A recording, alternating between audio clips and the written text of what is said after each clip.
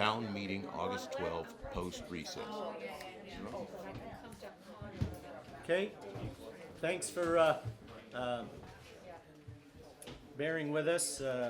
So we're coming out of recess now. I'll make a motion, we come out of recess. I'll second that. All those in favor of coming out of recess, say aye. Aye. Aye. So first, we'd like to thank the three citizens who stepped up and offered their services for the remainder of this until town meeting day, and we appreciate their appreciate them making the offer. We discussed it, and we leaned in favor of experience and in helping with policies, and so we chose Marcia Martell and Suki Watson. I would like to make a motion that we appoint Marcia Martell and Suki Watson to the select board. Don't you have to do each one separate? Oh, I do? Do I have to do, okay. I make a motion to appoint Marcia Martell to the select board for the remainder of the term. I'll second that. Is it the remainder of the term, or? Yes, until town meeting. Okay, because it's Gary's.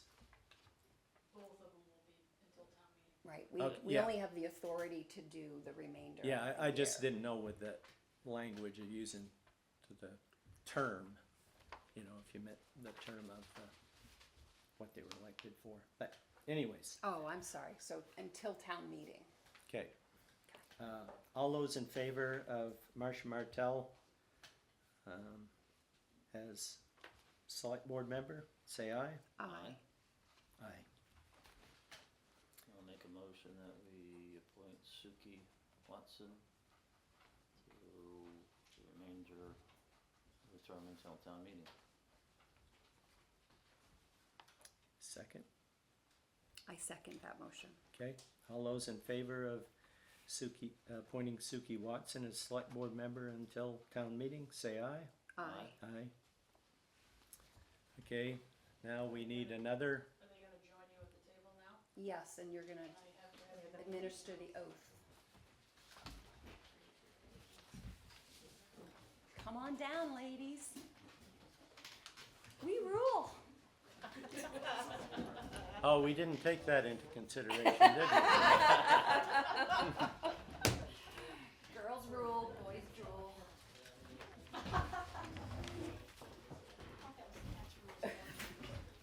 I'm being like 7 again.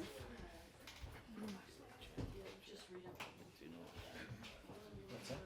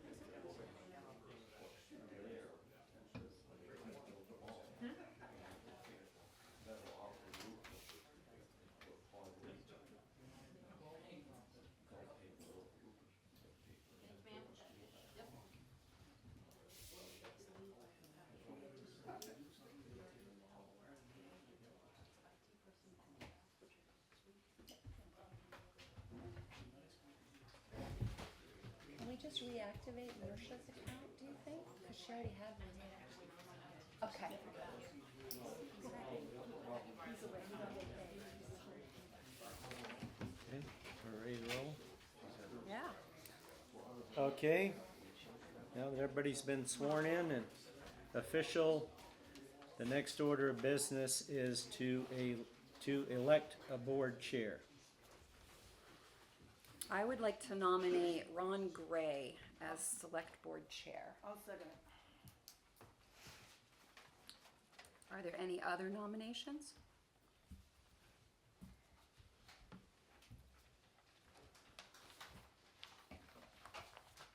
None?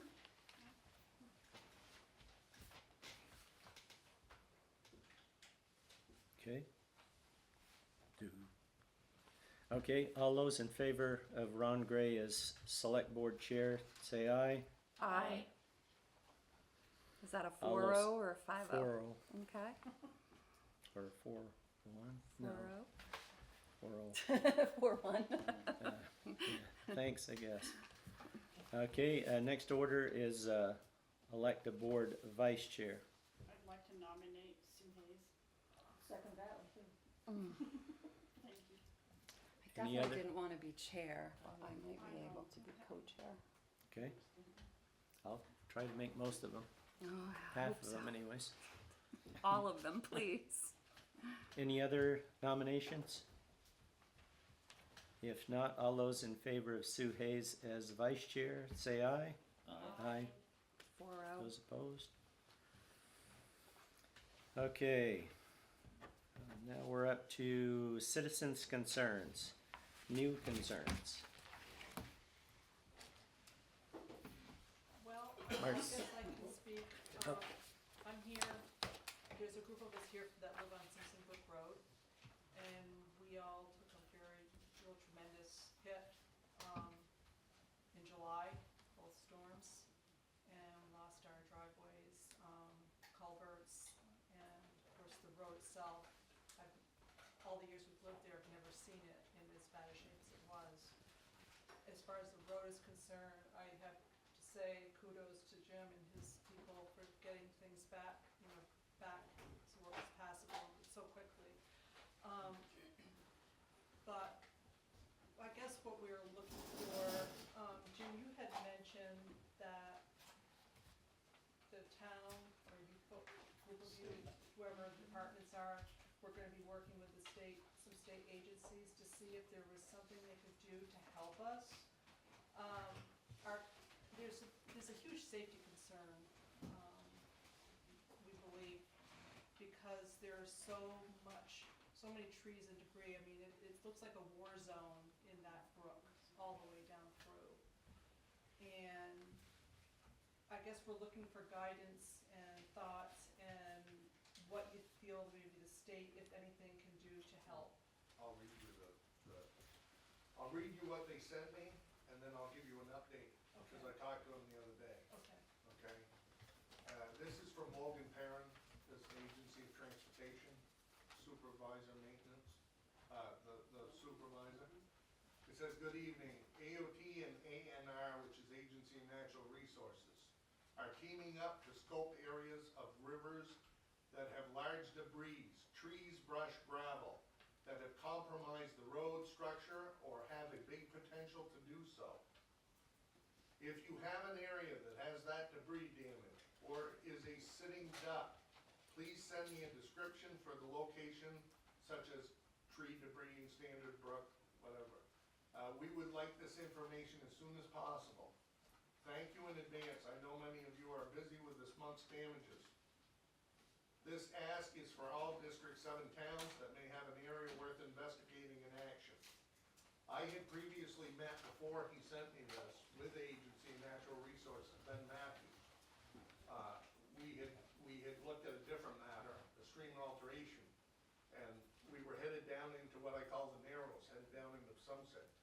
And on the way, I actually stopped by Warren's, and I said to him at that point in time, "Is there anything that we can do out here?" I said, look at the gravel, look at the trees and the debris. And I said, it's just gonna plug everything up again.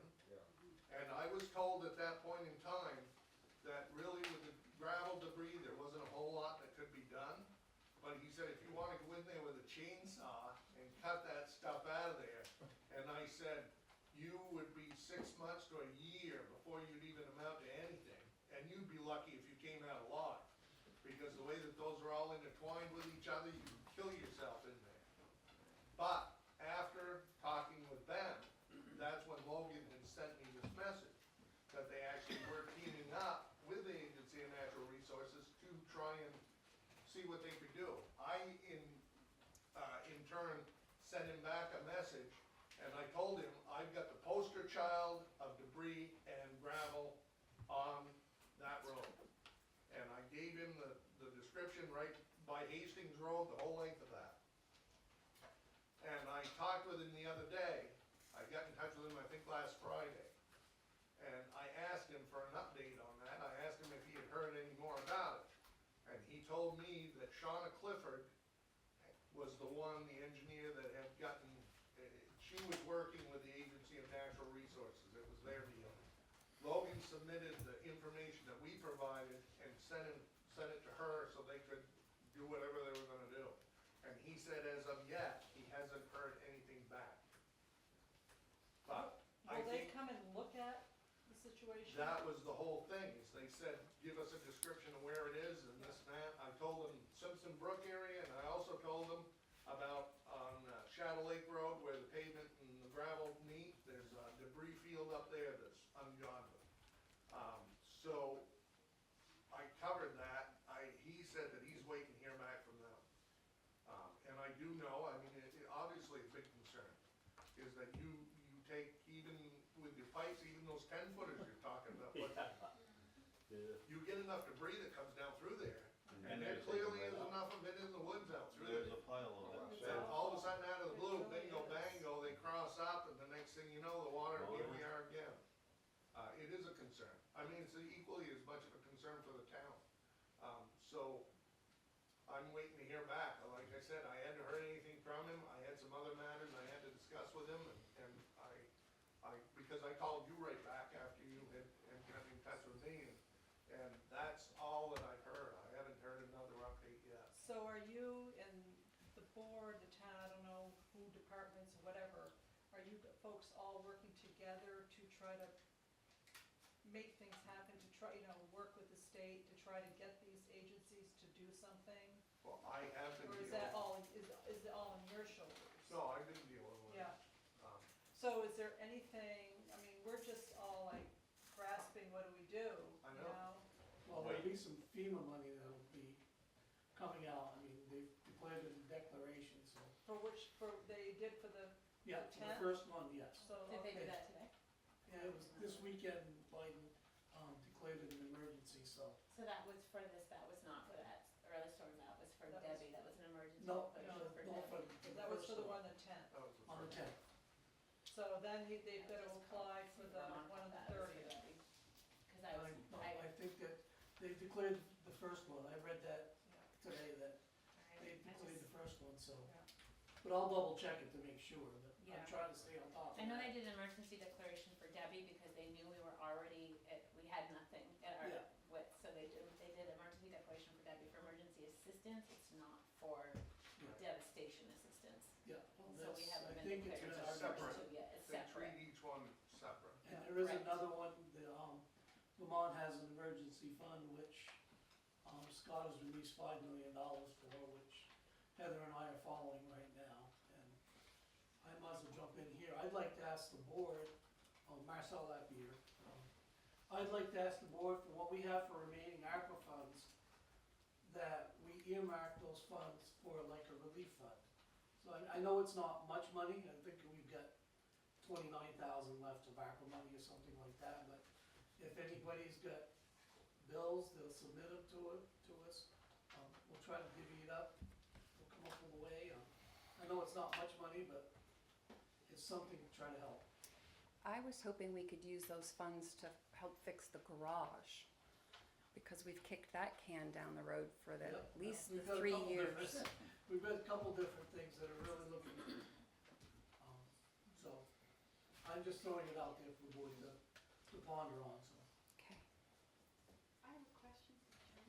Jim, does it help the situation if the people that live there actually take photos and send it into the state, or does not have? Well, that's what they're supposed to do anyways, for the FEMA. They're supposed to document everything, take pictures of everything, and call 211 and get set up for the FEMA assistance. Okay, so And have our y'all town done does that as Have well. y'all- Yeah. Hopefully, Okay, have you great. been doing that too, with damage you see on the roads? Oh, yeah. Yeah. Yeah, I've that's been what I taking figured, pictures and okay, yeah. documenting And I everything. know we all did too, Yeah. yeah. David?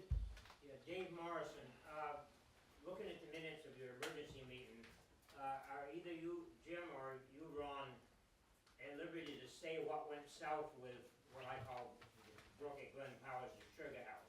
I saw where you did ditch along the edge there, but the way the brook is coming in on my side of the brook, it's a 90-degree curve there, and even with that riprap, that's, you know, That's, a recipe for a washout there. that, Well, what went south with that deal? the Agency of Natural Resources was prepared to do a stream alteration. And they gave me the okay to put that back in the original stream bed. They said the only problem that we had was, seeing as how it was outside the town right away, they have to issue the permit to the landowner. So, we went up and talked to Keith, had a discussion with him about it. He was in agreement. Ben filled out the paperwork, we sent it to him, emailed it to him. And then the next day when they went up there to do the work, all of a sudden out of the blue, he decided he did not want anybody on his property.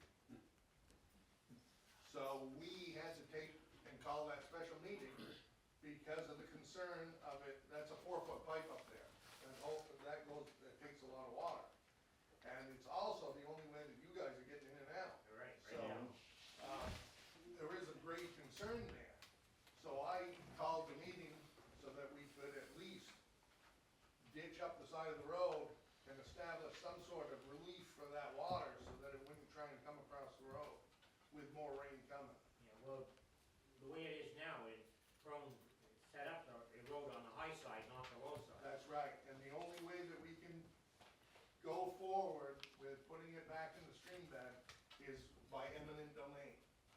And that was something I was gonna bring up during my talk with you on the highway end. When I spoke with Ben, I brought up right then and there, because I know the way Keith is. I said, what happens if he's not in agreement to this? And Ben said, well, you can do it by eminent domain. But the board has to approve that, and you're gonna also have to seek legal counsel in order to accomplish that. But I'd like to point out that there's 2 trees, this goes back a while. There's 2 ash trees right in the brook bed blocking the culvert, and that's, Jim was just talking about how debris collects and pretty soon you got a Right. dam. If you could get those 2 ash trees out and by eminent domain, get the brook back in its natural course, we're home free. Exactly. Okay. Thank you. Yeah, we've got a couple of large trees. Well, there's 2 new ones that have fallen, and they're leaning, and they're too big for like urbanite, or, you know, to try to deal with those on our own. But when those things go down, they're gonna be going down, and they're gonna be heading toward our culvert again. I don't know if you walked up between your house and mine. I don't want to. Yeah, there's a lot. There's a going on. lot, but I mean, There's a pile, there's, not just that. I mean, is there anything the town can do? It's just gonna wash them all out. Houses. It's like undermined a lot more. And because it's a mess down through there. And how long do we have to wait, you know? The other thing is, there's some nice trenching down Simpson Brook Road, and there was some nice riprap in the upper part of it, but it stopped. Is it because they ran out of material that we don't have, there's no more riprap down through that trenching, or is, Where's that? on Simpson Brook? Across from the road. Across. Between our house and theirs. Yeah. Probably like Oh. 15. They only did it so There's far. there's a lot of Finished it. trenching, Yeah. but the They get riprap them in. stopped. It just hadn't been finished. Right. Okay, so it's not, it's Too just much. not, that's And we why I have- was wondering. That's another thing too, is we have been dealing with shortages of The shot rock Yeah, and, okay. stay mat. They're essentially at a stay mat right now. Okay. They were trying to accommodate everybody by running 3-inch minus and the stay mat at the same time. And all they did was create an inferior product because they didn't have enough fines in it so that it will pack. Right. It was nothing but stone. And that's not good for, I ended up getting in touch with Pike and I expressed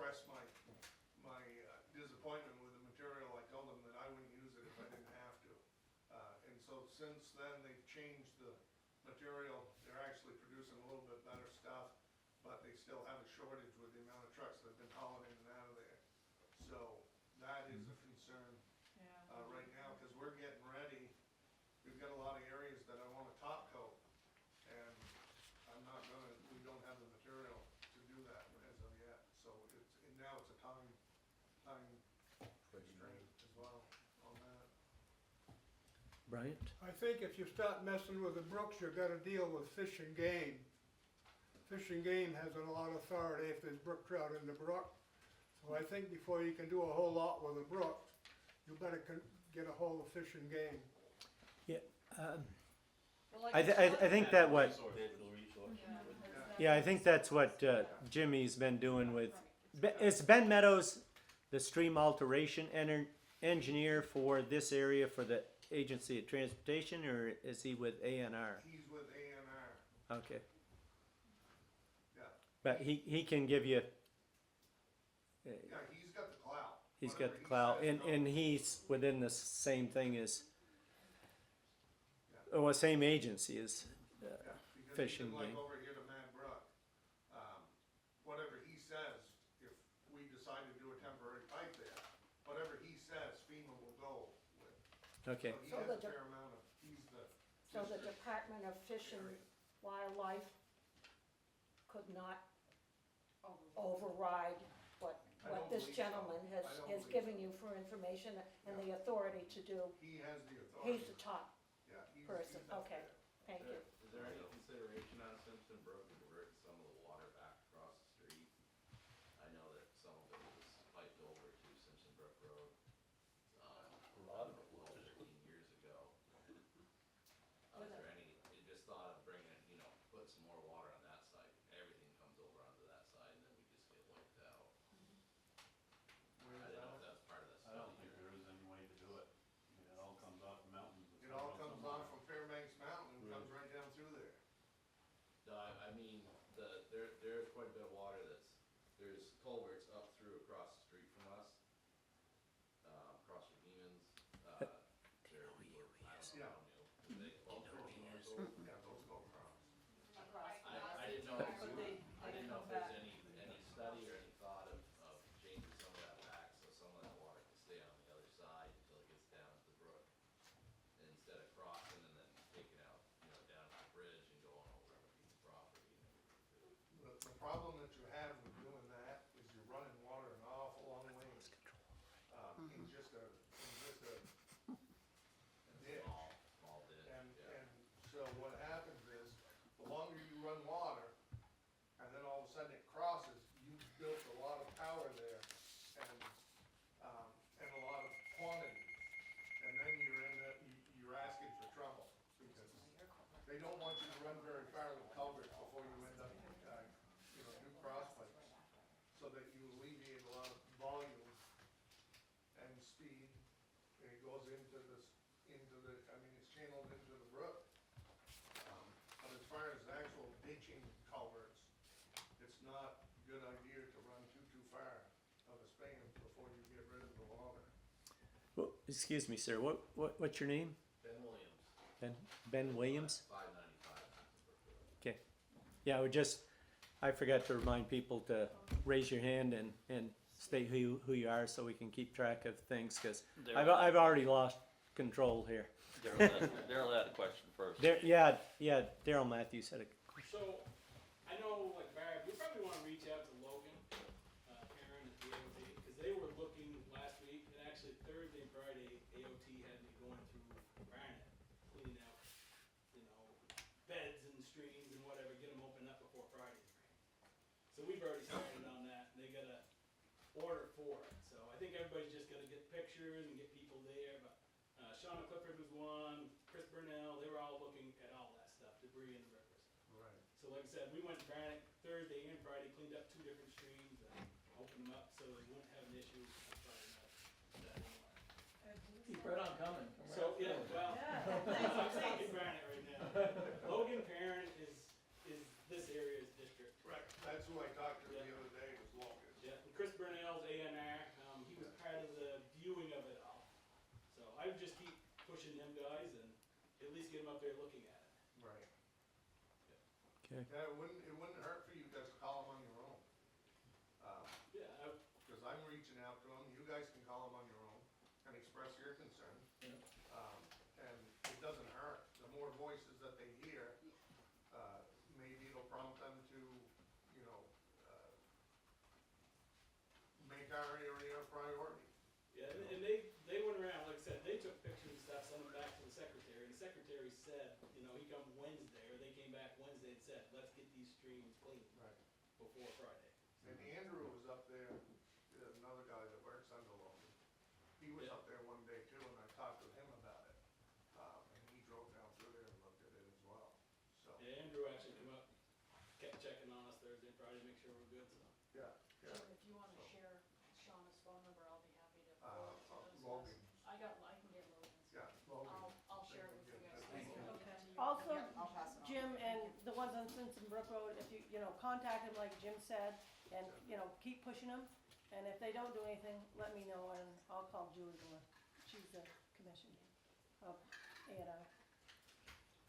Jennifer Heeman, I'm from Simpson Brook. Yep. And just to kind of second what you're saying, Marcia, I realize, like, yes, we're asking all of us to do this, we've directly been affected, but I can only imagine Simpson Brook is the start of some of this. Obviously, there's a change in some weather patterns, whether anyone believes that or not, I don't care. I just went through my second driveway, and I'm looking at like $65,000 worth to fix this. So, and I know other people are not probably far off from me.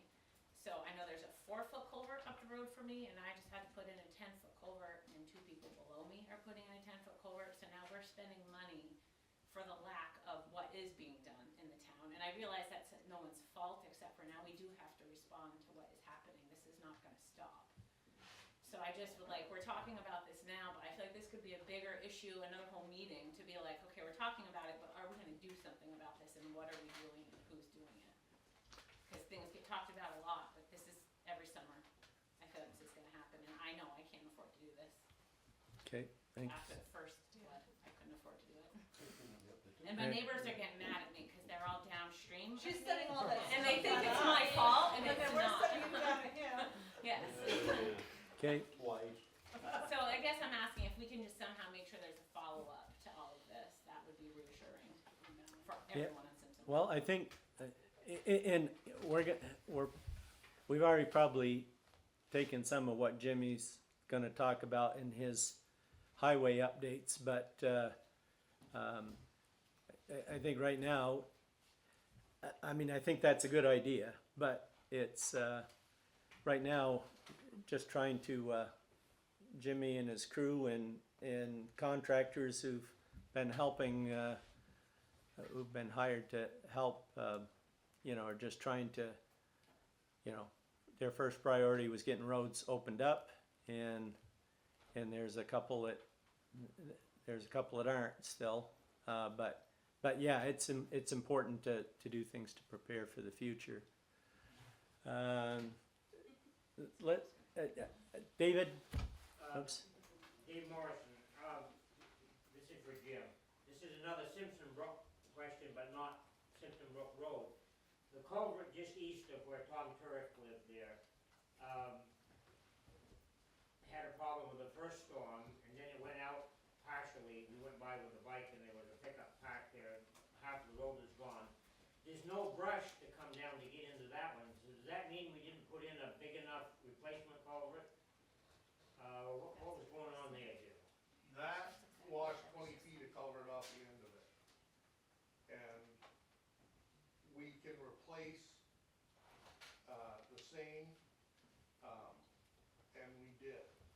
And we only lost the 20 feet the second time out of it. But I associated that more with the fact that it was just replaced, and there was loose material, or, you know, it wasn't fully compacted in place.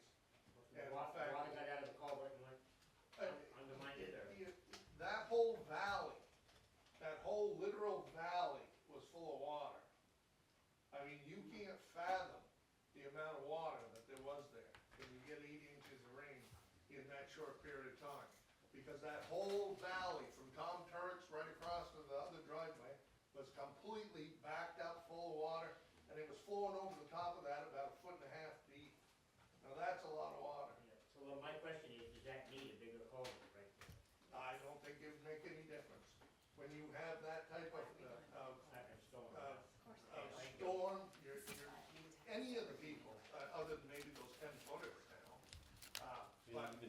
anything, when you have catastrophic storms like this and you get 8 inches rain in 3 hours, 5 hours, I hate to say it, but nothing's gonna stop this. I mean, other than like you're going with the 10-footer, that's Okay. about the best as you're gonna have. All right. Yeah, Okay, I've Yeah. raised my hand for the last 15 minutes. I'm sorry about Just wanna that. make sure I get- Yeah, we're Cents, supposed to, yeah. I'm supposed to go to everybody good. first and, No, we're all good. Yep. Okay, I do live on Simpson Brook Road, and I've been there probably 42, 43 years. And you talk about the river coming down, it was incredible, okay?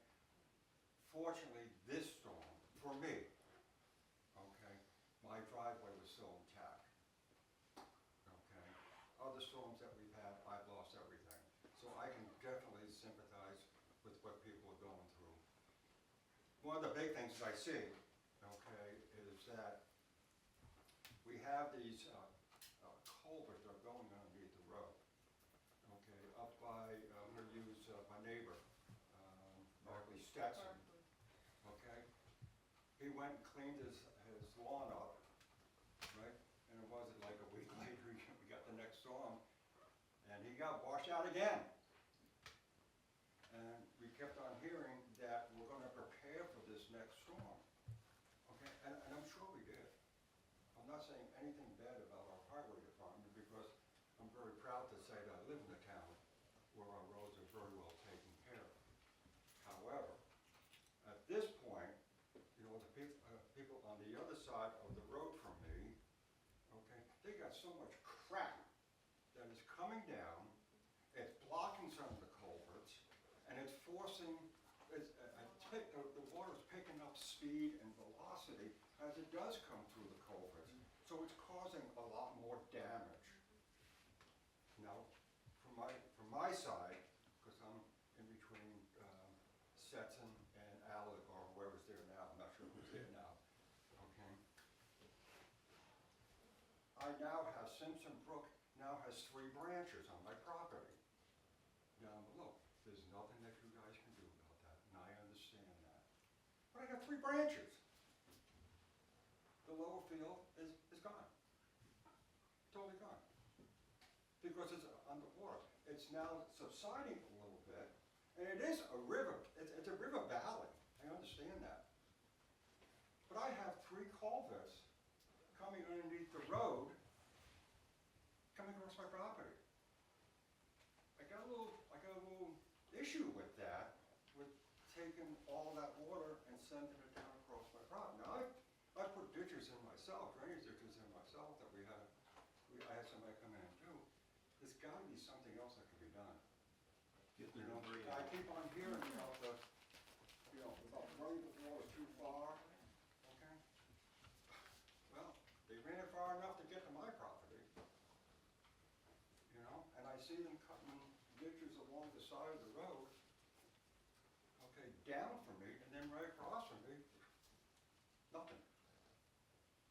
So I'm just a little concerned about that, and I just kind of hope that there is something that can be done. And I think it's going to relieve a lot of the pressure for the people who are above me. Because it's a shame I go by and I take a look at the properties across the street, across the road from me. They put, I don't know, they put a large culvert in, whatever it was. I didn't go out and measure it, right? And then, shortly after, boom, it's gone. It's costing them, what, about 10,000, I think? No, excuse me, it cost about 6,000, 7,000 for the first one. Keep And now going. the new ones, Okay. the new ones is what, 10,000? 21,000 for the 2, 20,000 at the end for of my the two, right? driveway, never mind the materials. So, but I mean, it's a boatload of money that the residents of Waterford are having to fork out. Okay. I really think that it really does need to be something done.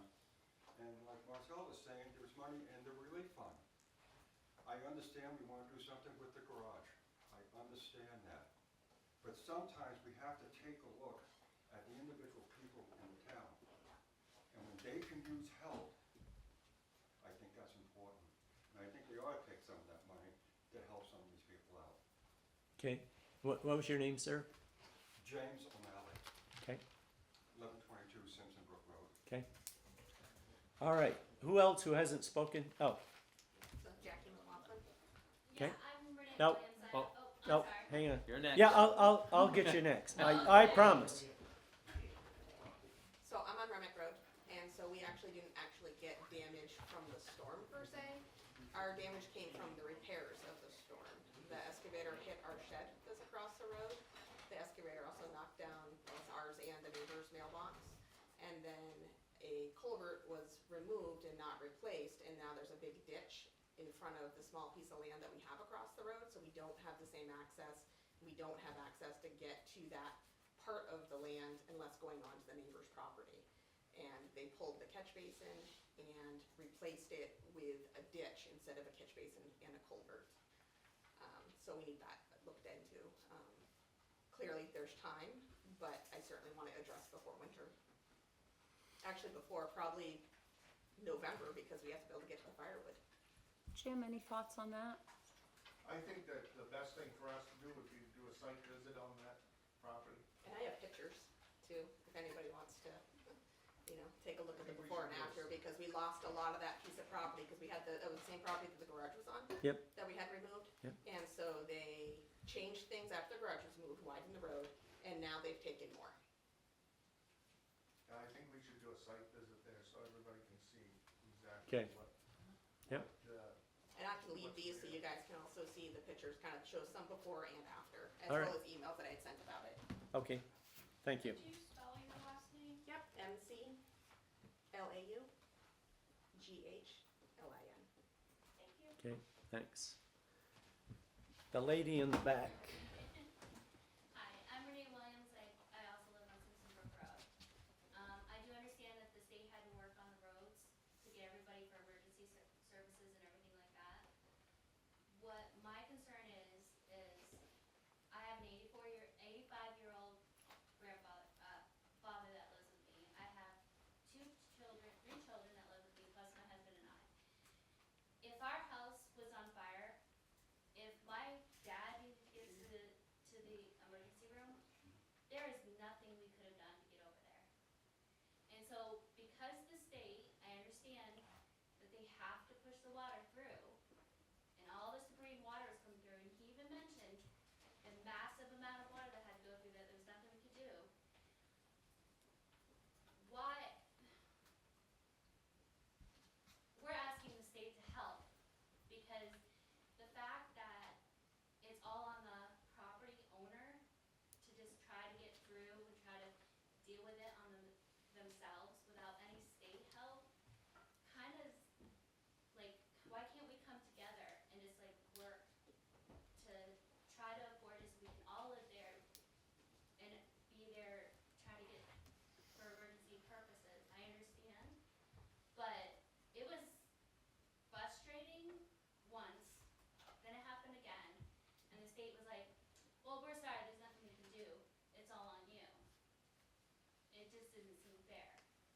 And it was a big concern for me, because if my house burned, there was nothing we could do.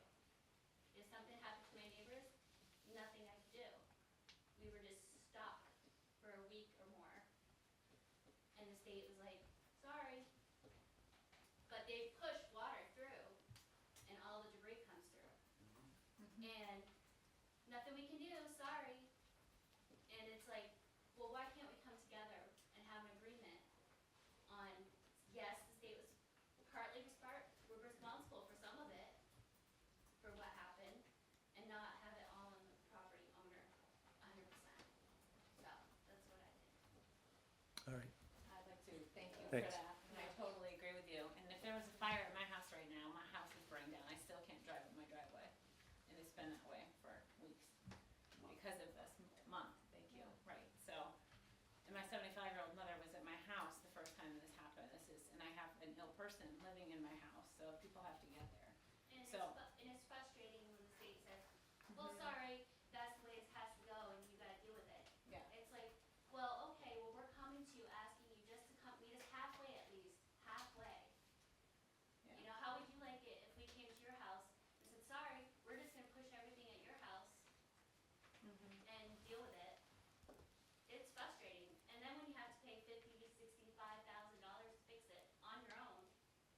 Yeah, it's frustrating.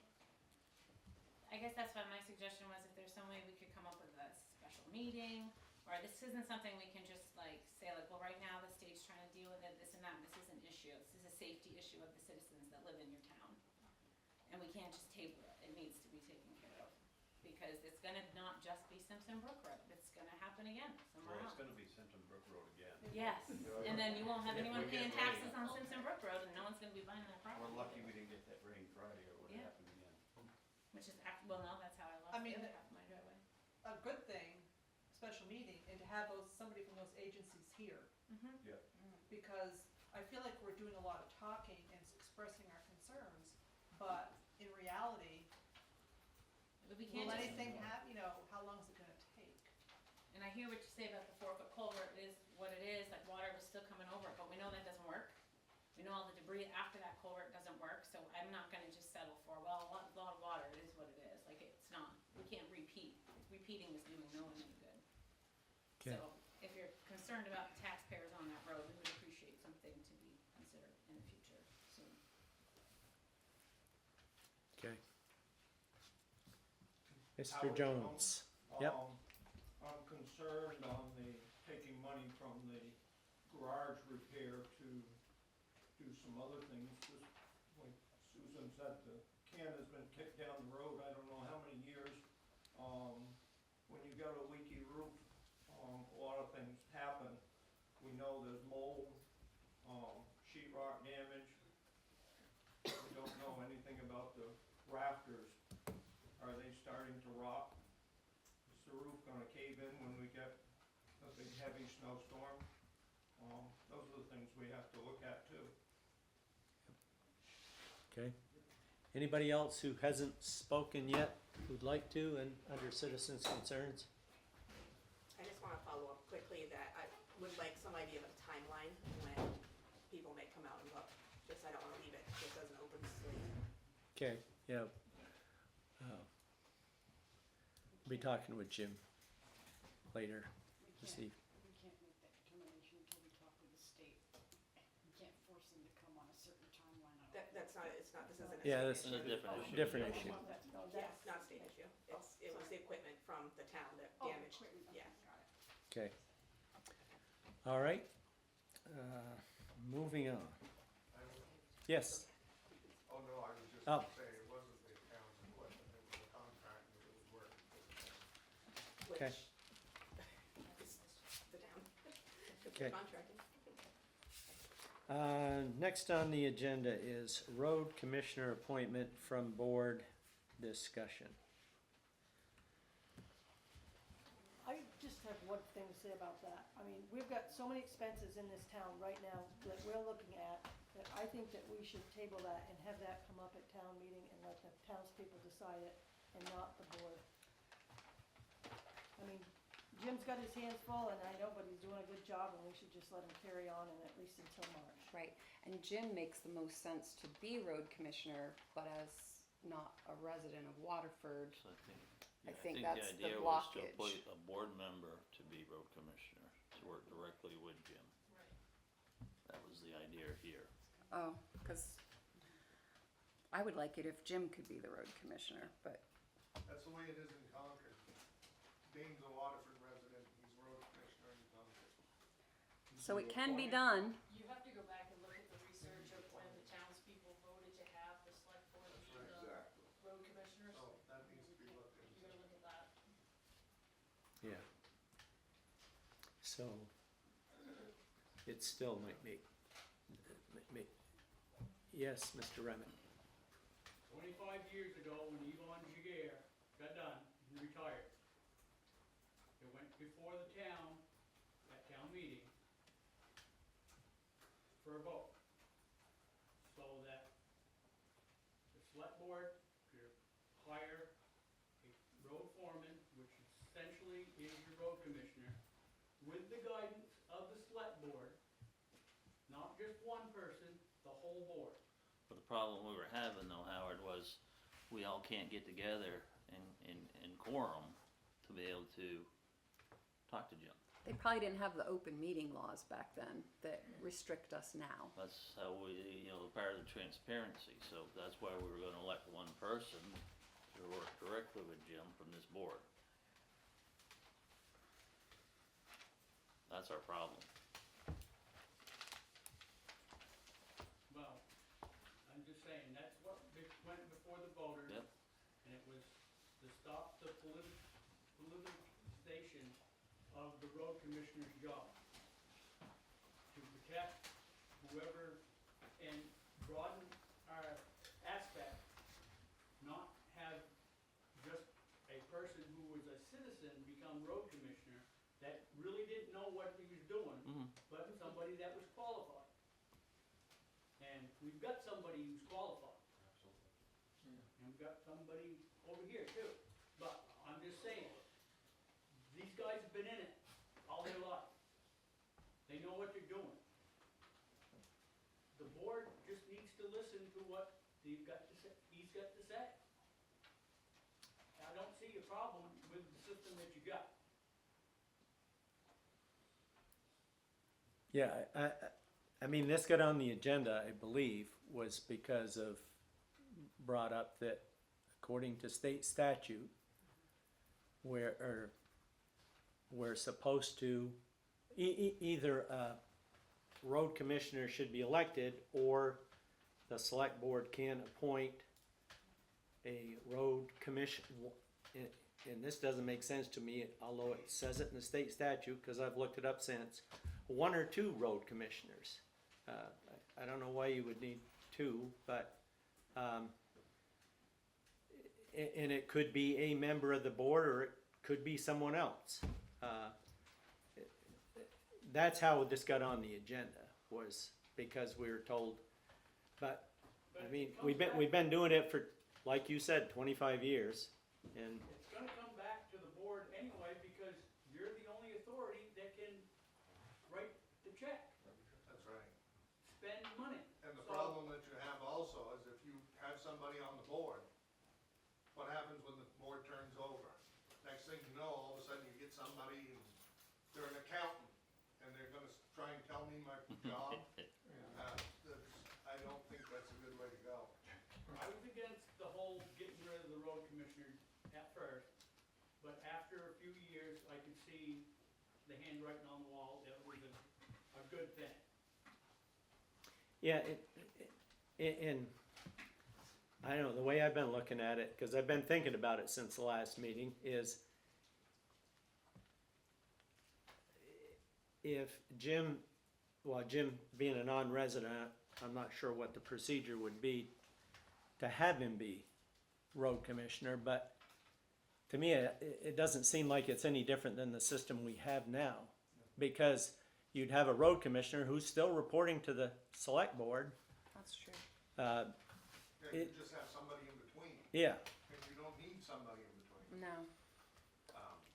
Unless you have more qualifications than what you've got stated for the road foreman position. I was the road commissioner in Concord, when I was on the select board.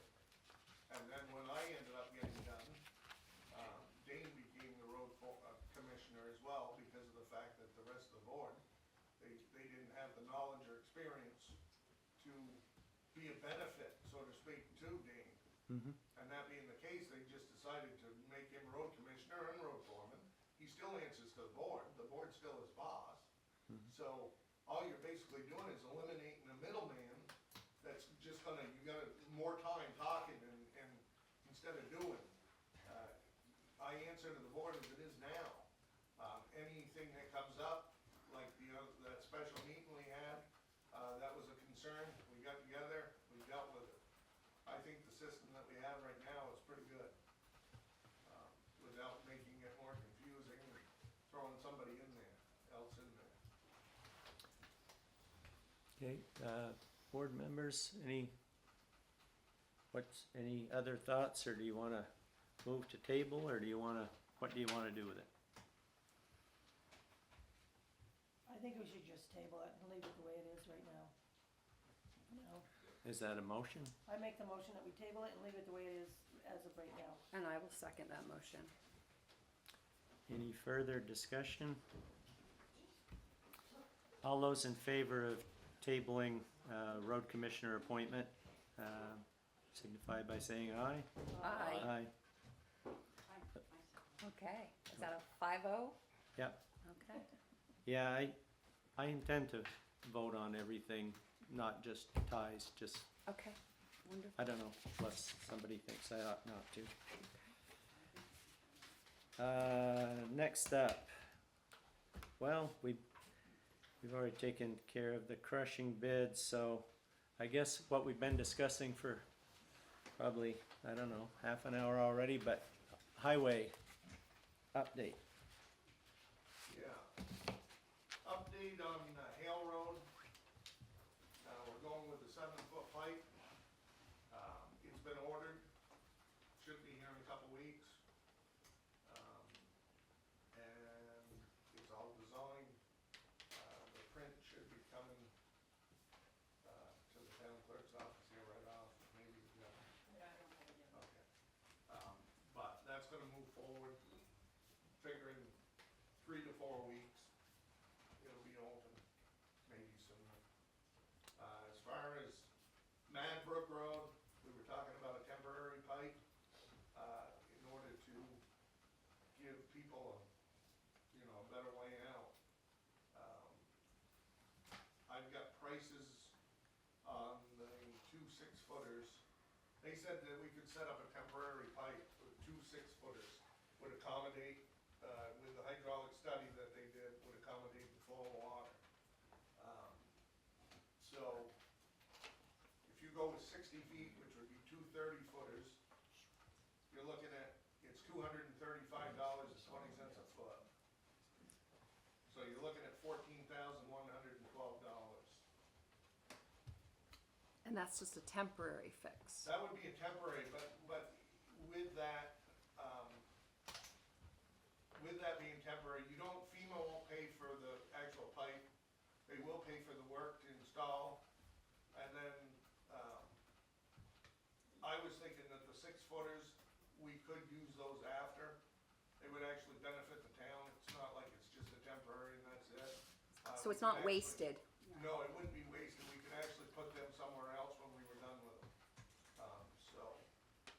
But then I have a price too on 2 80-footers. I mean, it would be 80 feet, with 2 bands. That comes out to about 20,000.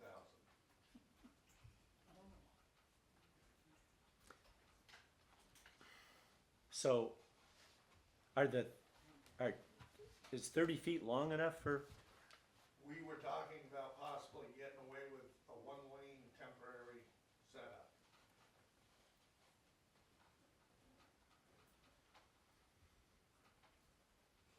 What's temporary? That'll make people drive slower. Temporary. Like Well, prove. we're looking at having to go with a box culvert, and you're not gonna get one of those this year.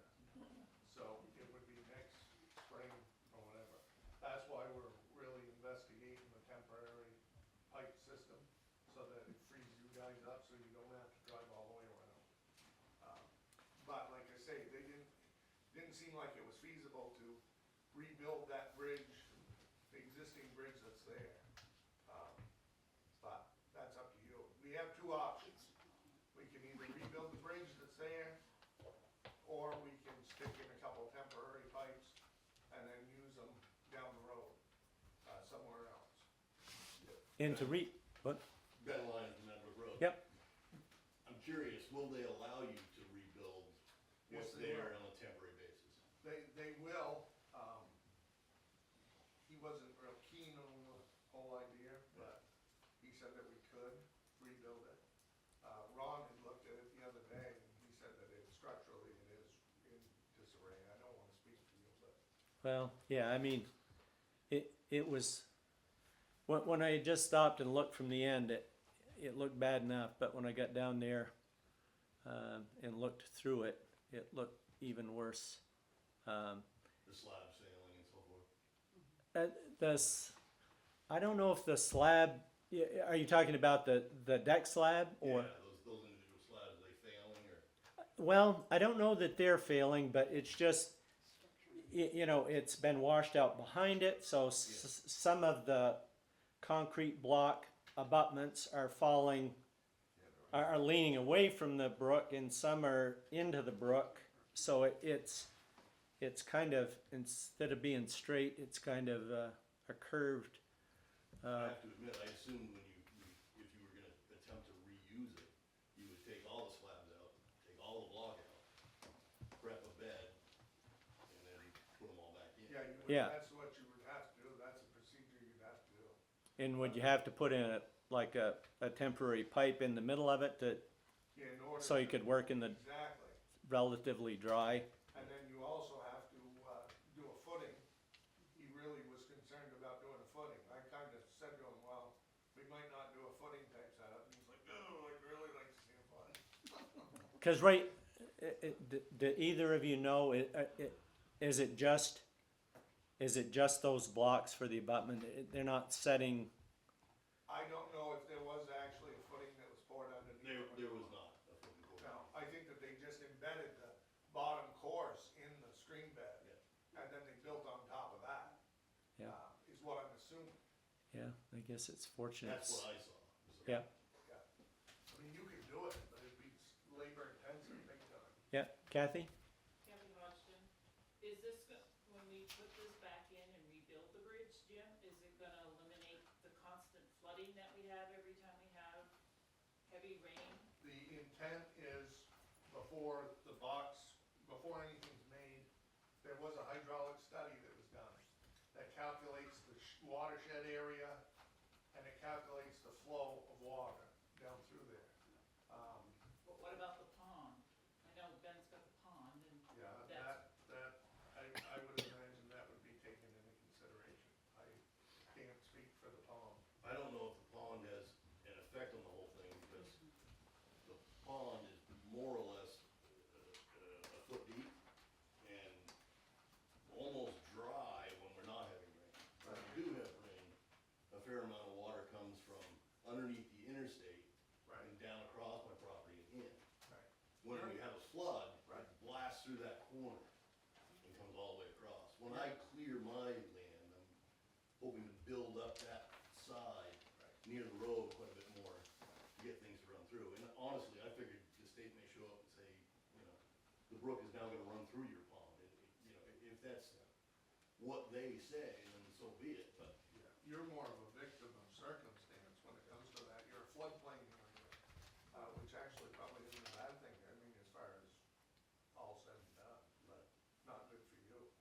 No, not great. But, Not great. yeah, so I don't know what you wanna entertain as far as, you know, the thought of, I don't think we could find and use pipes. But if we were thinking about reusing them, we wouldn't want used pipes anyway. So, And could you run those? You said two 60-footers, two 30-footers, excuse me, would be how much? 230-footers, it comes down to write this down, it's $235.20 a foot. Okay. Linear foot. Okay. So 60 feet is $14,112. And what I'm basing that off is, there's no bands, because he claimed that he could get 30-foot pipes, so there would be no band. But if you did go with, say, an 80-footer, so you had 40 feet and 40 feet, I was thinking more for future use, you would require two bands, which are $705 a piece. There'd be two of them, along with your $235 a foot, comes to $20,227.20. Did you think that was the better temp fix? It doesn't, well, then again, do you want a single lane, or do you want a double lane? Because if you're gonna look at a double lane, you're gonna want at least 40 feet. But if you're not, and you just, because it is temporary, and you wanna limit it to one lane, you could get away with a 30 foot. I see. I believe that. Which one is more, you're saying it's temporary, what size is going to be more usable for the town? The 40-footer or the 30? I think the 40-footers would be more usable for the town in the end. But if you could get a 30-foot pipe, you could always get a band and put a 10-footer on. You know, you could go to, it all comes down to what the town would wanna spend right now to get this done. I know that we're tight on money, so I'm saying the option is you could get a 30-footer, and then to put it somewhere else, we could always get a one band and a 10-foot section if we needed to at the time. You see what I'm saying? Or we could spend you the could extra 6,000 and have Spend it, the extra 6,000 and have 40 feet. Now, when we say temporary, how long are we talking Well, about? We're talking about. Till next probably year. Till next year. I have to Okay, say, now next year, will there be some, like what we had on Lower Waterford Road, we got some state money. You think we might be able to get some state grant money to help us with a box culvert there, or? I don't know. We could apply for it, yeah. That's what I'm wondering about. But if FEMA's gonna pick up the tab on this, see, that's what we're shooting for right now. Yeah, right now. the labor, Right, huh? the labor. FEMA Oh, would pay for the FEMA will pay labor. for the labor, they won't pay for the temporary, Right, so they won't pay for the box culvert either when that's they will the pay for real. the box culvert in the end. Oh, they because will. Whatever, see, there was a question there if we rebuilt the bridge, if they would consider it permanent and wouldn't give us another bridge or a box culvert, that they consider that permanent and go, oh, here you go, you rebuilt that bridge, so you're stuck with that. So there was concern there. But Ben Matthews told me that it is decided by him. Because another thing, interesting point, and it doesn't make a bit of sense, is that FEMA will pay to replace an existing structure. So that fails over there. So they're just gonna pay to put back the same structure. And they won't pay for an upgrade or a bigger one. Well, that doesn't make any sense, does it? And so I brought that up to Ben Matthews, and he said, no. He said, I decide what goes in there. And he said, what I decide to put in there, FEMA will pay for. Okay, so they'll pay for the materials on the permanent On the fix, permanent just fix, not they'll the pay for temporary That's fix. right. The temporary, they just pay for the labor costs and stuff. They Okay. don't pay for the actual. But I like the fact that the town will find a use for those later. Well, I wanted ideally to go with 5-footers. It would have been easier for us to repurpose them, but, it just wouldn't handle the amount of flow that's required, so we had to go with 6-footers. And going with 6-footers, I can still use them. that, before a box culvert, that was a 6 and a 4. Oh, it was? Yeah. Yeah. Back when the bond was around, it was a 6 and a 4. Oh, yeah? Huh, But it wasn't quite cut, no, that's when the box went in. yeah, Now, that's not cut. right. So Jim, what would be your personal opinion as to how we should go about this? Should it be 1 lane, 2 lane, should it be? It's all depends on what you guys wanna spend. I think it comes down more to, the money. We can accommodate either.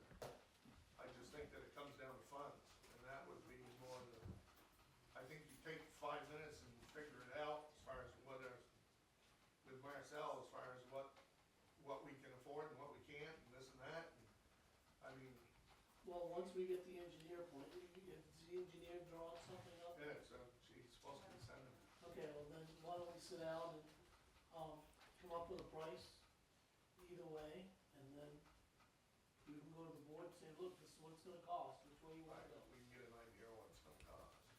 Okay. I mean, you can get either or somebody to look at it and say, okay, this is what it's gonna cost, you know, to take care of it or whatever, and Right, right. Tom? for the town or whatever. All right, I got 2 questions. Tom Thomas, Constable. The first one is, what kind of pipe we're talking about? Are we talking corrugated or are we talking cement? We're talking corrugated 12 gauge, Okay, flat bottom or round?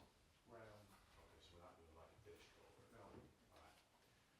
All right, I've got about 20-odd years of experience in infrastructure, road, and excavation construction. My experience with FEMA, and this has to be brought up to the whole room, has been less than positive. And I will mean extremely less than positive. In 2006, we were promised big money on repairs. We got a big goose egg. They spent a lot of money on a lot of things, but nothing paying anybody. And a lot of us contractors, municipalities, co-ops, everybody got stuck with 2007, we had another big disaster with the roof. And again, we got promised a lot of money. In the end, we got about 22 cents on the dollar. So you guys need to think about that. They do not have a good track record of paying. We worked with them last year. We worked with them last year on the isolated flooding that we had, and it's a slow process, but we were satisfied with the end result. I mean, we have to approach this with a little caution. We don't wanna get way out in the wind and then, you know, I mean, temporary fix sounds all right, especially with corrugated. You can get them back out in 1 piece usually. Yeah. Okay, How much more flat bottom one, just a dumb question. Yeah, we're not, you can't do a squash pipe there. We can't do a fish culvert there, okay. Used to put a lot of them in, but. anything else for highway? Yeah, you guys gotta have a discussion about the Keith Powers thing.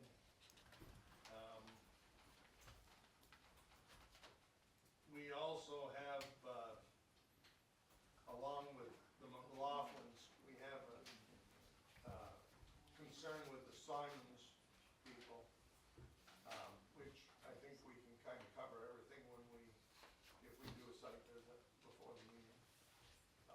We can go over both. So was there But- was there a culvert there before? There was a catch basin Oh. that was in between their little tiny shed Yes. and the garage. It was most of the time from, No, not them, but Simon's. from Simons? Yeah, No, the field culvert- access they want, They what? the field access she's Well, talking. see, that's all part of it, is that catch basin that used to be there, that was always plugged. In widening the road out, there's no need in having that catch basin. It was in the way. So, and plus with Simons being very concerned and expressing so, that the water goes in their dooryard. Their driveway's lower than the road. Mm-hmm. And they're getting flooded out, and they're concerned with that. The open ditch puts the water exactly where the culvert used to exit. And it puts it into the woods, so that it goes down, because their culvert's quite a ways off the road. Yep. And so it directs the water away from the road and puts it through the woods so that their culvert, it's more accessible to their culvert. So they want access to, which they have access, but they want access the way it used to be. And so now we're talking 2 driveways instead of 1. Okay? And you'll see when we do the site visit, I'll explain that stuff to you. Because from that We catch did put basin, in- there was the culvert, so that we had, in between the rows, we have a split splitter we can't access right now, because of now we have probably a 4-foot deep ditch. There is 40 feet, we left 40 feet or put 40 feet of culvert in at their place, so that they have access to their shed and they have access to the open area where their garage was. There's 40 feet of culvert that we left in there. The only culvert that's there now is just wide enough to get to the shed There's door. 40 feet of culvert that's left in there. I told Danny, I instructed him to keep 40 feet of pipe in there so they can access their little shed. And it's hooked together so that they also have access to the property where the garage was. Where is that culvert? Not, It's right under, it's in the ditch it's line. under the Should ditch. we plan to meet at 5 PM before our 6 PM working meeting? All Where good. your little shed is. Yep, There's a culvert right there. There's no ditch right in just, front of yep, it. literally right in front of the shed, there's a culvert, and And then it there's no extends way that's down. 40 feet. That's why we just need to do a site visit. Well, Yeah, yeah, I think yeah, it'd probably be clearer, Yeah. Exactly. probably a lot clearer, and Propose 5 PM before our 6 PM meeting next meeting? Would that give us enough time? How much time would we need, Jim? Oh, 20 minutes? Half an hour. Half hour? Yeah. 5 PM? it's fine with me. What day are you looking at? Before our next August meeting. 26th, August 2 weeks from 26th. today. What time? 5 PM. Before our 6 PM meeting. And where, I, I know I should know, but where's this? Remick Road, Well, no, I know where yours is. Just below. just below. Oh, On the other Simon's side is of the one road. just. Yeah, that's the Yeah. one. Oh, okay. Yeah. Just below So that. it's all in the same It's all the spot. same area. Yeah. Well, I've probably been by there 1,000 times, but it's still done. Yep. Okay. Anything else, Jim? No, I think that's it for right now. There's one other thing, the Stetson. Oh, the Stetson thing, I haven't caught up with Barclay Okay. yet. I think he, you know, he's just like these people. Yep, just trying They, to, you know, he took action, what he felt he needed to do at the time to protect his property, even though it wasn't the best fix as far as digging in the road. And so I just gotta put it back. But, I mean, But you're still planning on meeting with him sometime or stopping by and talking with? I'll catch up with him, Yep.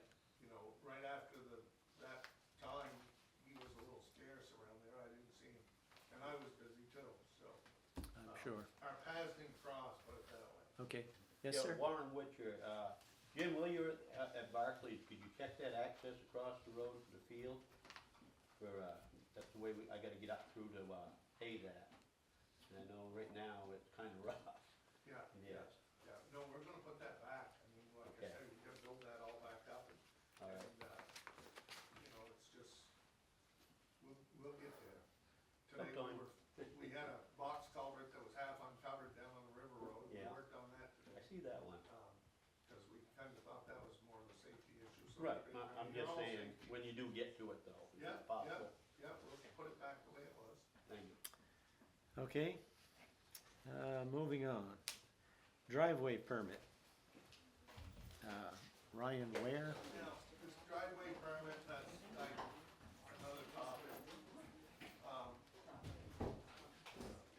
We right now have a policy, Keeping up with the fees. we have a policy of one driveway per property. Yep. Correct.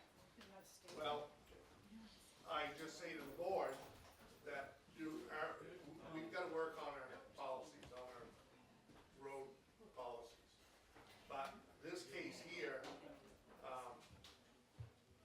I almost say that we should look at each individual situation. I know that it has to do with the state adopting the policies that the state has. But I just throwing it out there that you could possibly entertain the thought of taking each one on an individual basis. And if you so choose, that's fine. If you don't want to, that's fine as well. But this Ware kid, Ryan Ware, right down here, he wants access for a garage. Now, I see that I haven't been down to look at it since I went down initially and just kinda sprung on him that one driveway per parcel. But in coming to the town clerk's office, I noticed the other day, he has done a little work there and it looks like gravel. As far as the town's concerned, as far as me, it doesn't hinder me at all. It doesn't bother me at all. But our policy is what it is. But he's gone ahead and done the work, I believe. And so, he's either gonna be told that he can't do it, or you're gonna say you can do it, or whatever. It's not possible to have one driveway for the two Not, buildings? it's not gonna be easy at all for him to do that. But then he could always grass over the end of it. And if he so chooses to do that, there's nothing we can do about it. Okay. But that's just something that we ought to ponder here in the future. But I don't wanna approve his driveway permit because of the fact that technically he is in violation. So, He did get a permit though. He got a building permit, but as far as the driveway access permit, we have a policy in town that you only have one. Yep. Maybe we ought to make a policy that before you get a building permit, that you get clearance on your driveway. Well, I did go look at it with him, Yeah. and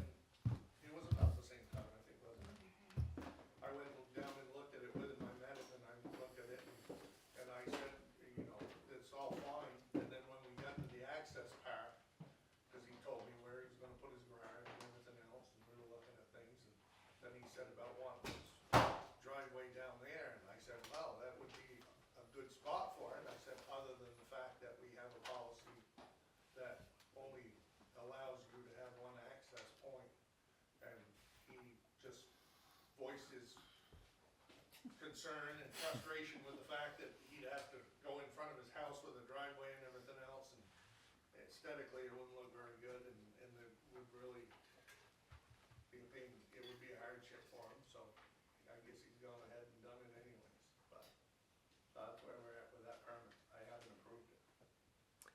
So, Yeah, I was wondering why you hadn't responded on there, but now I know. Well, Yeah. is the state Yeah. policy, is something we can, do we have to follow the state policy, or Well, it's can we? currently in our zoning as Okay, well. it's in our zoning, so Right. we have to change our zoning. So you guys need to decide what you wanna do with that as far as your policy. But, Do we not get state funding because of it too? Too? Well, she said president, going out of the law. Yeah, Kevin asked if it would affect our, State funding at all? If we- well, see, that I'd have to look into. Yeah, I'd have to look into that, because we did adopt the state standards, Yeah. and it is. But, you know, then again too, what was the intent when they put that in there? Mhm. Was the intent for, excuse me, for commercial zones or something, you know, with businesses and curbing and all that stuff, or was it actually, what was the application when they made that decision? Howard? I don't know. The state specs separate residential and commercial. Yeah, yeah, This is residential only. Right. It's to not have horseshoe driveways right.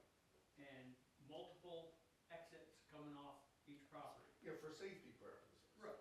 Right. And we accept money from the state, so we had to adopt their standards. Right. So if we want their money, we have to accept their standards. Right. That's why it's in our zoning. I Yep. just don't know if there is any exemptions or anything that we could do, you know. Yeah, I don't know.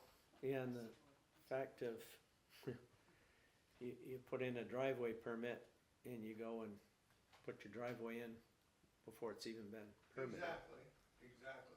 Sounds like you better plant grass on it. Yeah, yeah. I mean, That might be the only way. Yeah, put grass over it. How many Howard? driveways, how Yes. many residential houses do we have in town that has more than one driveway onto the road? there's a few, Howard, but they were before we adopted the state standard, so they're exempt. They were grandfathered. Yep, and there are some horseshoe ones, and like you say, those were done before also. Dwayne? Dwayne. Keith, Yep, Jim just said that it doesn't bother the town to have this permit for the driveway. He just said that. So why don't you just give them a permit? Cause if we do it for Because it one, sets then a we're gonna open the precedent. door for everybody. That's the only problem, Dwayne. And in the last few The years, state accesses that one building, correct? It's not accessing the resident. no, it's just accessing that building. but there's also been several driveway permits that people have wanted second ones for that the select board has denied in just the last few years. Right, well, I mean, we've adopted the state standards, so I mean, we gotta go by it, but. Yeah. So I would myself, unless I uncover something where they have an exemption to the rule or something like that. Other than that, I think we're bound to stick with the state standards, we adopted them. And if he wants to grass that over, then he can, and there's really not much we can do. I mean, there's always ways around things, or for the most part, it seems as though. But we'll just tell him that he's denied on his driveway permit, and he's gonna have to just deal with it. okay, any more discussion or any motion?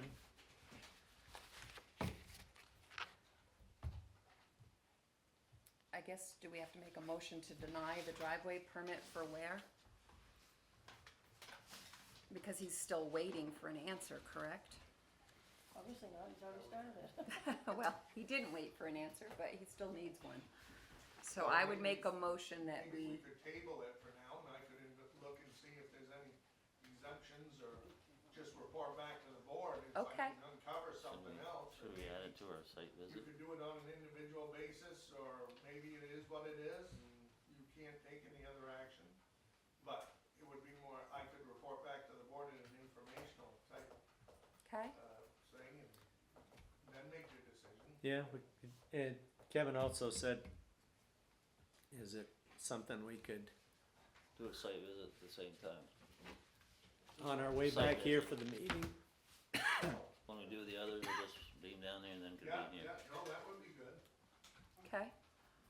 So, I would make a motion that we table the Ware driveway permit until Jim can look into it further. And we do a site visit. And the board conduct a site visit. I'll second that. all right, all those in favor of tabling the Ware Drive permit, say aye. Aye. Aye. All those opposed? Okay, let's see. Next up is mold quotes for the town garage.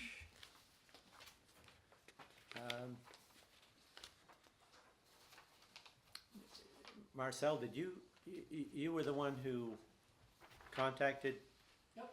Yep. And I was a little confused reading the paperwork, and I didn't compare every item.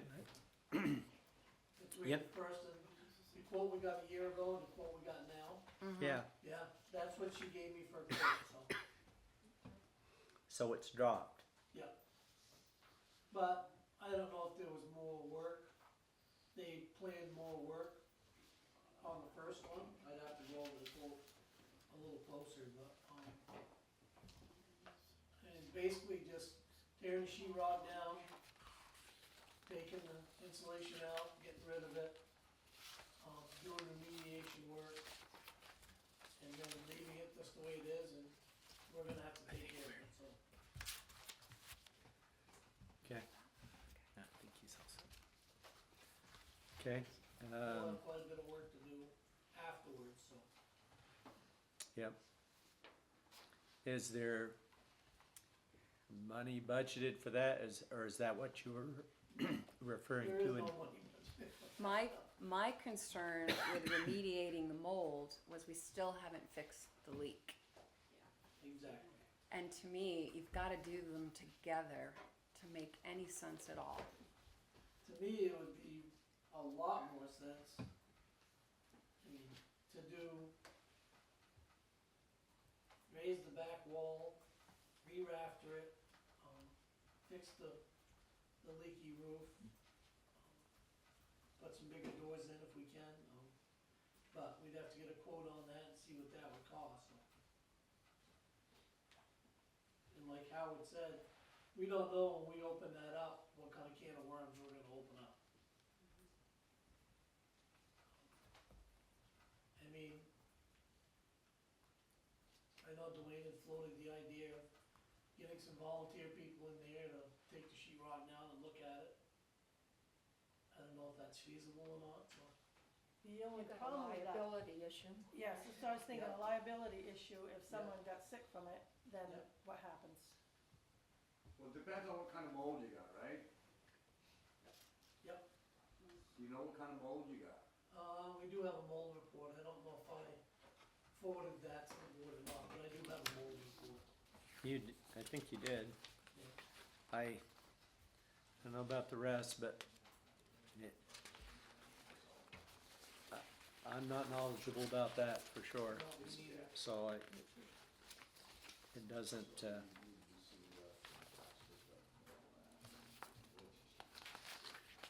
I've done it a lot, so I mean, I was.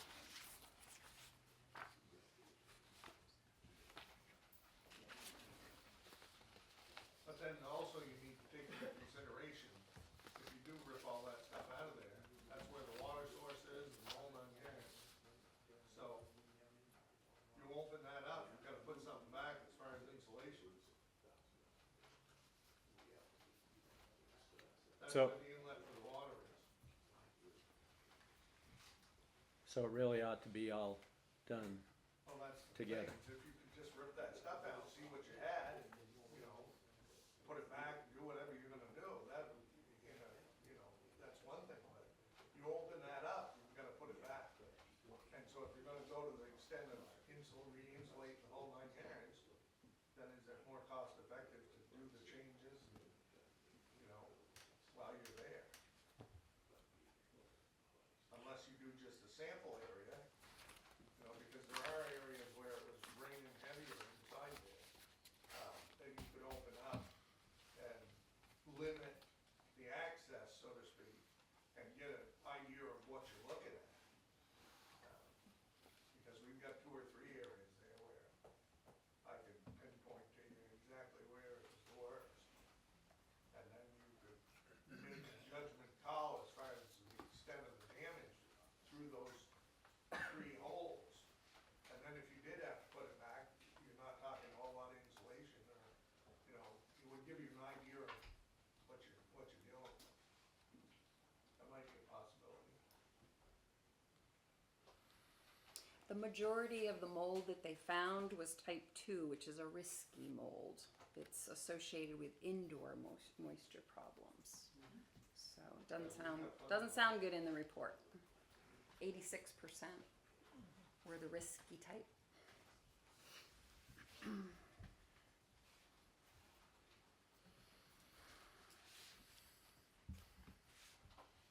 Has anybody been on the roof to find out where the leak is?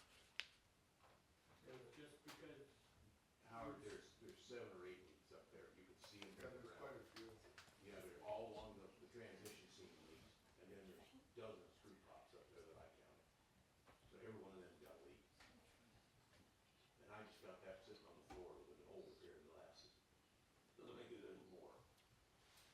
Somebody scraped it off with a piece of equipment. Ain't that bright? Long before my time. Happened under the whole seawall.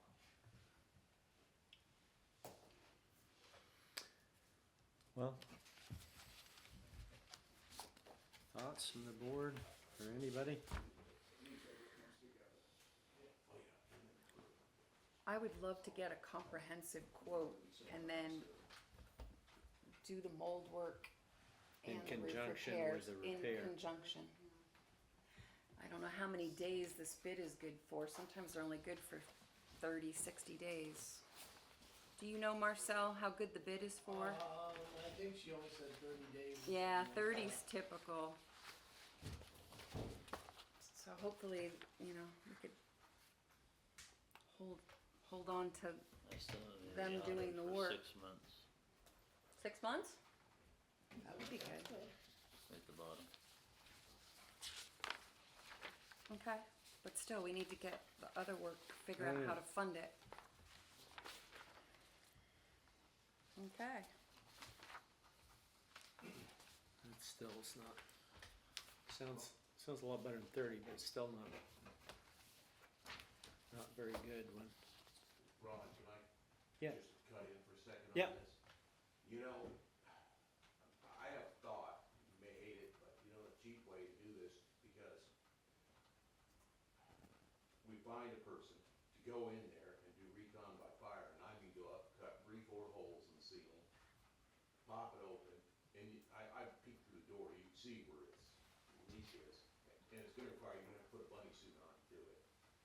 And pull those 4 holes open, get the insulation down, poke in the wood, see how bad condition that's in, and then make your decision whether you even want to bother remediating it or not. Because remediating it, if you're gonna demolish the surface, is a waste of time. It'd be easier to get up there and just take a reciprocating saw and chainsaw and cut the whole thing apart, pull it off and put it in the dumpster, than paying a remediation crew to come in and do it. If you're gonna do that anyway. So if you went in and punched 3-4 small holes, got up in there, stuck your head up in there, stuck an ice pick in there and all, into the boards, and you know what, if you stick your fingernail into them, they're ruined. And then you gotta decide, well, from there, and that's where your data comes from. That's just a dumb idea, but, we can have somebody in and out of there in a day for, I guess I could get, I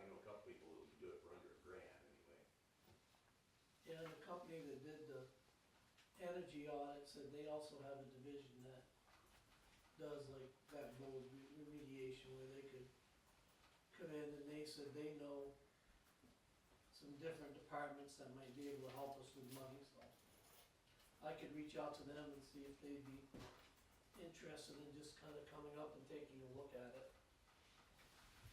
I think that that's what we should have you do, and we just kinda table this to find out what you find out, Okay. and don't make a decision on it tonight. I'll make that a motion. I'll second that. Okay.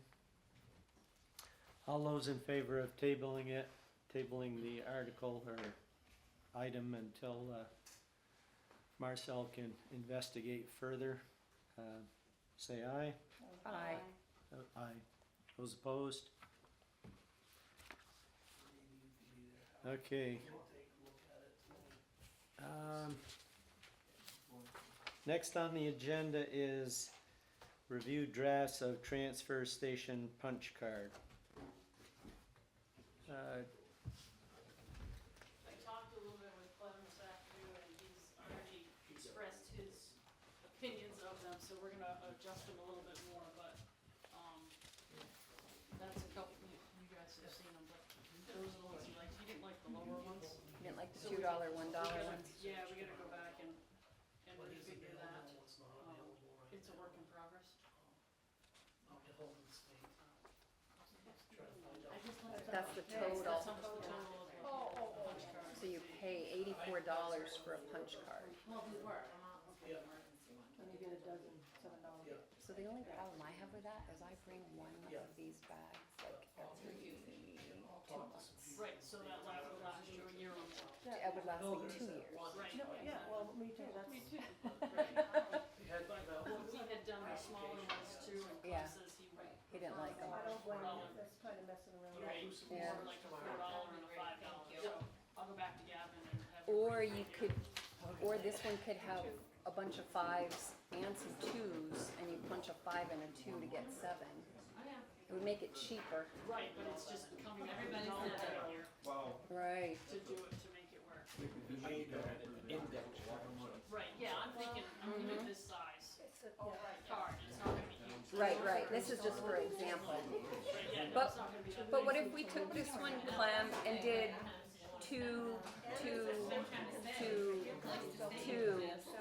go with some of these 5s when you have the big one? Yeah, but what would your total be on the card? So it would be 10, 20, 30, 40, 42, 44, 46, $48.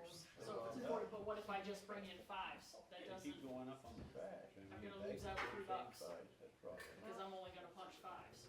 Oh, I see. Everything else is going up, right? Think But- about Yeah, gas, think about it. I only do, What if we have 2 cards? Yeah, we're gonna have Labor costs for everything. Have a 7 and have a, 8, I mean, or put fewer 7s. No, it's like, every time Right. it's $20. Or put, because his pricing might go up to $8 before I use it over 2-year period. Do you know what I mean? Like, So many before, so what if, combinations. what if there's only like 6 35 7, so it's a $35 cost. You could make it fewer. Yeah, we could totally. I just looked at that and had stickers. It's used up and you look like, oh, I'm getting burned, I left my life, I gotta go back over to town clerk's office and Yeah. buy another one. True. that's where you But you could sell this ticket, and you could sell a ticket with just 6. So how about we table this one? Okay. All right, Sue makes a motion to table the. So you're gonna We'll go back to the drawing board. Yeah, we can go with a 4, a 5, and a 7. And Suki seconds. 3 different cards. People come in to buy a card, what they bring in for garbage. A lot of them only bring in $5 bags, and some bring in 7, and some bring in 4. Okay. They can buy what they normally would use. It's not a That would work great. time-sensitive thing. Table Okay. It's all a dollar. We can get this around. Minimize the risk. at the next meeting. So then we can start trying Then in if you go September in and say, well, and you give know, us I got 4 months until it goes into effect in January. Okay. Okay. That, And I've told them Yeah. that they either use a punch card or they do checks. So I made a motion to table the punch cards for the transfer station until next meeting. Yep. Okay, all those in favor, Aye. tabling, say aye. Those opposed? Okay, we're still going here. Okay, approval. Next up, we tabled the transfer station punch card discussion. They're reworking it. And we'll hopefully up for Once we're voting. discussion and action at the next meeting. Next up is approval of Vermont League of Cities and Towns Public Participation Guidelines that we talked about last time. They've been revised a little bit. Yes, there were 2 changes that were recommended, and I've made both of those changes. Okay. Any questions, comments? Are we gonna have a timer? No, I'm No, but the Yeah. chair can I mean, we should be have just more a timer. aggressive on the time. No, I'm serious, like. Oh, yeah, yeah, It's a 2-minute time limit. because I know we talked about 2 minutes earlier this year, and it's like, we never time it, so but yeah, I think to really make it work, you have to. You have to time it. You have to because that time way it. We all learn to be succinct Yep, and not repetitive. That's all. And then everybody gets a chance rather than, people monopolizing the conversation. yeah, and I think that's one of the parts of it. You can only, let's see. Maybe extended by permission of the. Yeah, you could extend it, although then, yep. But yeah, there may be reasons to legitimately extend it, and those yet to be heard will be given priority over those who have already spoken. So, yeah. But yeah, I agree. I think you do have to time it. Even though it sounds funny. But. Are we gonna, put some of these out so people can read them, They did last They did? meeting. Okay. Yep. Thank We you. put them out, and the 2 comments Okay, recommended changes. all right, thank you. But other than that, we didn't get any feedback. So does someone want to make a motion? I'll make a motion that we accept this Okay. approval of the Vermont League of Cities and Towns participation guideline. Have a second? I'll second it. Oops, go ahead. Okay. All those in favor of approval of VLCT public participation guidelines, say aye. Aye. Those So- opposed? Next up, Do we have to sign it? Yes. oh, 5 spots. I'll pass it down, and then we'll give it to Just Deb assumed. here in the beginning there.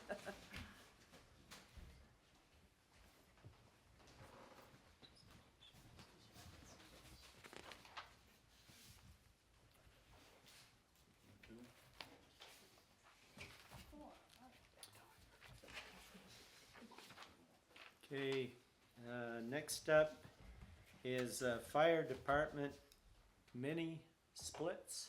Mm-hmm. I forwarded you the 2 quotes that Colin sent to me. He did not prepare me a speech, so I cannot speak any more than those 2 quotes. But you can tell us that it's for air conditioning. It's a mini split, just like what's in the room. It's a Air conditioning and heat. And heat. Which the fire department currently does not have, the air conditioning. Don't Part. read it. We So, don't have air you don't have conditioning. heat either? Heat, but it's oil. But, The only- okay, We have heat, which is the oil furnace that was put in when the building was built. Yeah, so basically one of them was 3,100 and one of them was 4,100. and, yeah, round So this numbers. is in addition to the budget, or will this be already in the budget? I think they were just looking for permission to do it. I believe it's coming out of out of the fire department budget, but it's a town-owned building. Okay. That's But it has Okay. been budgeted for in their budget. I have no idea, because I was not. They do have a maintenance budget for the station that it might be able to come out I of. couldn't tell you for sure. Marcel is gone. Okay. So do you want clarification?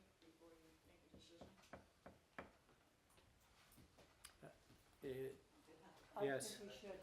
Yeah. I make a It would motion have to to come from their approve it if it comes from your budget. I mean, if it's already budgeted, then I see no reason to not approve one of these. And I would second that. And I would go, of course, with the cheaper quote. Which I would make a motion to choose Hill Heating Services, which is the 31, Right, which is the One. 110. yeah. If it comes out of their budget. Yeah, Yeah, If it comes- contingent on their budget. okay, Okay, so these are two different quotes for the same, for the same thing. oh, okay, cause it was, the way it was described, I So- wasn't certain. Approve Hill Heating Services quote contingent Yep. Contingent Do you know? upon fire It's in the budget. department budget. Okay. And that was, who made the motion? Suki did and I seconded. Okay, any more discussion? If not, all those in favor? I don't know if you need the motion read again, you'd have to read it. Suki made a motion to approve the Hill Heating Services bid for a mini split for $3,110 contingent upon coming out of fire department budget. Okay. If no other discussion, all those in favor say aye. Aye. Aye. All those opposed? Okay, set agenda for next meeting. We talked, I think, about beginning at 5 p.m. with a site visit to McLaughlin and Simons And we, and where? So not East Valley. No. And Ware driveway. We'll go to the McLaughlin, So I Simons first. So I think that site visit, because it has more than 2 of us, it will have all 5 of us, will have to be warned as a special meeting. And it will be called a site visit, and on the agenda, it will say McLaughlin Simon as one item, and Ware driveway as a second item. And then at 6 p.m., we'll meet here for our working meeting, our August working meeting. So we need to record that for open meetings, yes or no? I can do it on my iPhone, which is how we did our emergency meeting. Yeah, that's fine. It as long worked as it's okay. done, otherwise. I'll just make sure I turn it on and can hear people talking about what they're I'll seeing. try to remind you. Yeah, remind me. That or I can bring another camera and come with her, so either one, whichever you want, but say now. I would think. The iPhone worked at our emergency meeting because Okay. we didn't know how to do the setup. Have any of you visit the town garage to look at this squeaky roof? Over the past not.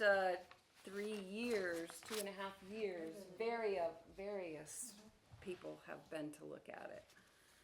I have not though, Alan. And they always went just 2 at a time, not all 5 of us, so that it wouldn't have to be warned. Because if there's more than 2 of us, it's a warned meeting.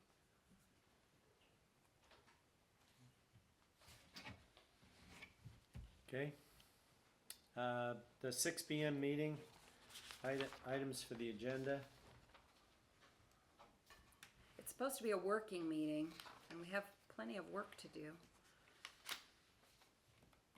We were going to,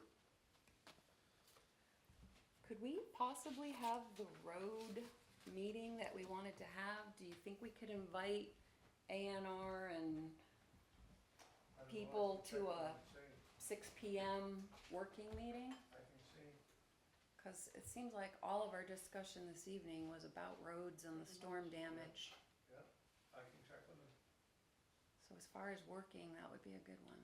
Yeah, you would. I would propose we try to keep it to road and storm damage discussions. I think we've already put something on there though, didn't we? Approval of something, right? It should be fairly, the transfer station punch card. Yeah, That's okay. which is, We could get that done up front. that shouldn't take too long. Some things for you to consider with, agenda items going forward. We're entering budgeting season. So Yep. we are gonna have to have, last year we had, I believe it was 2 people meet with each department head, and sit down and start working on the budget, cause your first draft, I believe, comes to in October. We could have an agenda item at the end of our working meeting that says what our plan is to, who's gonna meet with who, when, for budget purposes. And we can make sure that we invite Heather to that meeting. Something else to consider, I know you had a couple of subcommittees. Gary and Kevin, I believe, were on garage. You'll need to appoint somebody, because Gary's no longer here. I believe Warner and Ron were the ATVs. Mm-hmm. So we'll need to have somebody else work with you to get that ATV going. And then you've had one reading of your balanced budget policy. You probably should have a second reading and. And approval.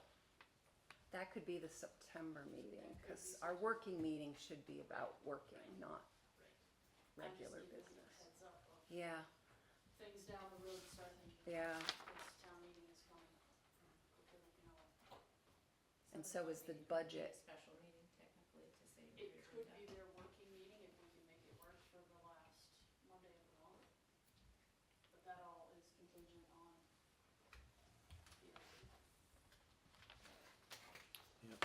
So we'll have to be in communication once we hear from Jim Yeah, as soon as I have a date, I Ben, can shoot Stacy a text. Meadows. the woman engineer at AOT, whoever you could get to come, invite them all. Tomorrow I'll get in touch with Logan and I'll get in touch with Ben. And that's I'll reach out to Monday, both of them. August 26th. 14th. Yep. At 6 PM here in the library. Whoever we can get. Okay.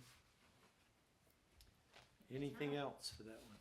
So, I don't know if I want to speak, but I'm just gonna say that our town site does have Waterford town goals and policies that support hazard mitigation. It's a plan, it's on there that actually would help direct a lot of this and goes through many of the things we discussed tonight. If for some reason that didn't become a meeting in itself, that would be very helpful, because our town select board has come up with a plan for this stuff.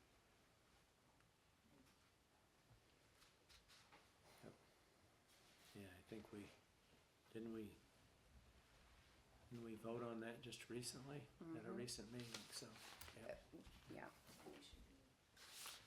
It was changed majorly the first year I was on the board, and then it's just been updates with phone numbers and stuff since then. But it was a big, big change a couple years ago.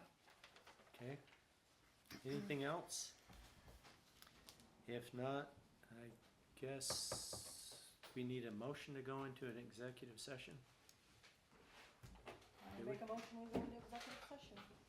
to discuss personnel. I would Second? second that. All those in favor say aye. Aye. Aye. Opposed? Do we need a separate motion to invite? Invite anybody? Who called this, Jim? Yeah. Last week, he said, I make a